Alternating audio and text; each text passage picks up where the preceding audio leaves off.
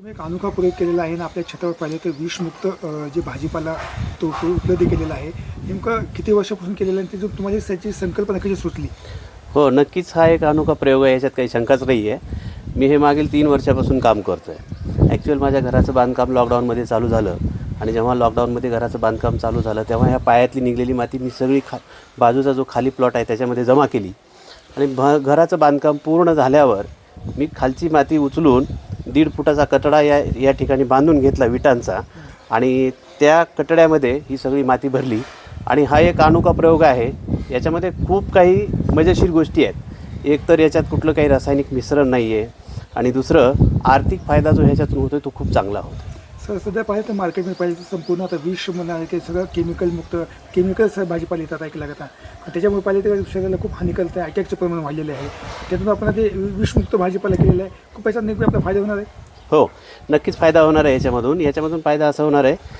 मी तुम्हाला खोटं सांगत नाही आहे की आमच्या घरात मागच्या 10 वर्षापासून गोळी नावाचा हा प्रकार नाही आहे. म्हणजे मलाच नाही आहे, माझ्या मिसेसला नाही, माझ्या मुलांना नाही, बाळांना नाही, कोणालाच नाही आहे. लॉकडाऊन हा तो प्रकार आत्ताचा झाला आहे, पण अगदी सुरुवातीपासूनच मला भाजीपाल्याची खूप आवड असल्यामुळे मी हा सगळा प्रकार केला आहे.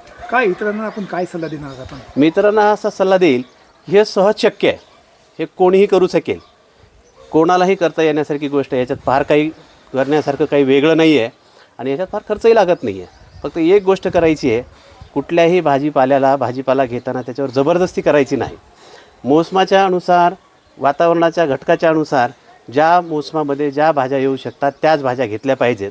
तरच त्या भाज्या सहज तुम्हाला येऊ शकतात, उपलब्ध होतात. आता आपल्याकडे कोणते भाजीपाला असते पाहिजे? आता माझ्याकडे टोमॅटो आहे, वांगी आहे, पत्तागोबी आहे, फुलगोबी आहे, मुळा आहे, हिरवी मिरची आहे, शिमला मिरची आहे, कांदा आहे, तसेच अजून माझ्या माहितीनुसार मेथी आहे, पालक आहे आणि शेपूची भाजी आहे. जवळजवळ माझ्याकडे 8 ते 10 भाज्या आज इथे आहेत.